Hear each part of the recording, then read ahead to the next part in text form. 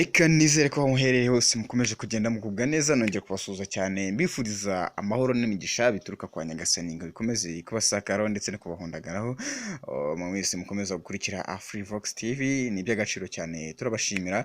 Hanyuma mwakoze subscribe mbashimire cyane, namwe mutarayikora mbasabe kuba mwayikora ubundi twikomereza. Hanyuma bya bintu biriseriye wana Mungu wacu Ngabo Medard twamenyeye cyane nka Meddy, noneho yashyize biragaragara cyangwa se bijya ku mugaragaro igihe cy'ubukwe bwe buzabera. Twahoze twumva mu kwa gatanu, ariko ntitumenye ngo itariki ni ryari. Bamwe bati kuri 13 ni ryari, ariko noneho ubu ntikiri ibihuha, ntibikiri ibanga, ahubwo byageze ku mugaragaro. Nyuma yaho ku munsi w'ejo bundi ku itariki 15 haribwo umugore wa Meddy, reka mwite umugore kuko noneho navuga ni umugore kuko iminsi ibura ni mike cyane, turi kwibarira ku ntoki kugira ngo aho umugore byemewe n'amategeko. Uwo ni Mimi rero, umukobwa ukomoka muri Ethiopia, aribwo yakorewe ikirori cyo gusezera ku bukumi, cya kindi twita ngo ni bridal shower.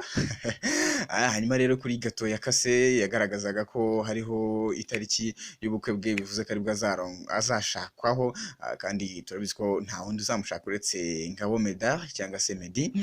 Kuri iyo gato rero hari handitseho tariki zingahe, ni tariki 22 Gicurasi cyangwa se z'ukwa gatanu 2021. Meddy nibwo azaba yashyize mu mago umwana cyuki cyane, murakibona bamwita Mimi, umunya Ethiopia umeze neza cyane rwose. Ni kuri wa gatandatu rero, kuri wa gatandatu muri uku kwezi kwa gatanu ku itariki 22. Iyi tariki nk'uko namaze kubivuga yamenyekanye nyuma y'uko kuri wa gatandatu tariki 15 Gicurasi Mimi Merfra yakorewe ibirori byo gusezera ku bukumi bwe. Niyo tariki yari yanditse ku mutsima cyangwa se kuri gato wakaswe muri ibi birori. Ibi birori kandi byitabiriwe n'abarimo producer Lick wanafashe amashusho n'amafoto y'uko ibirori byagenze. Hanyuma rero Meddy nta kintu aravuga kuri ibi birori by'umukunzi we, gusa uyu mukobwa we yasangije abamukurikira amafoto agaragaza ko rwose agaragaza ko yakorewe bridal shower cyangwa se cya kirori cyo gusezera ku bukumi ku wa 18 Ukuboza umwaka ushize. Murabyibuka cyane nibwo Ngabo Medard cyangwa se Meddy yateye ivi asaba Mimi ko yazamubera umugore. Umukobwa rero nta kuzuyaza, nta bintu byinshi, yahise avuga ati yes I will marry you.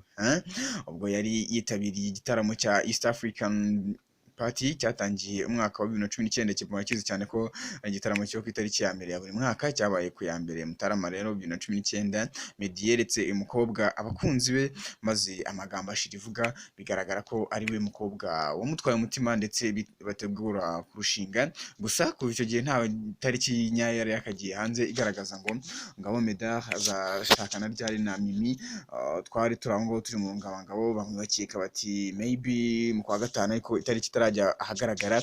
Nizere ko ngubu mwese mumenyerere ko ari kwa gatandatu, nubwo ari mu gihe cya covid wenda tutazabona uburyo twese tubwitabira, ariko nyamuneka abakunzi ba Ngabo Medard mukomeze kumushyigikira muri ubwo bukwe bwe kugira ngo buzagende neza. Hanyuma nkomeza kubashishikariza gukora subscribe kuri Afrivox TV, tukomeze kubana mu biganiro byinshi bitandukanye, inkuru z'ako kanya cyangwa se zigezweho, breaking news, ibiganiro cyumbuye ndetse n'ibindi byinshi cyane bitandukanye mu buzima busanzwe.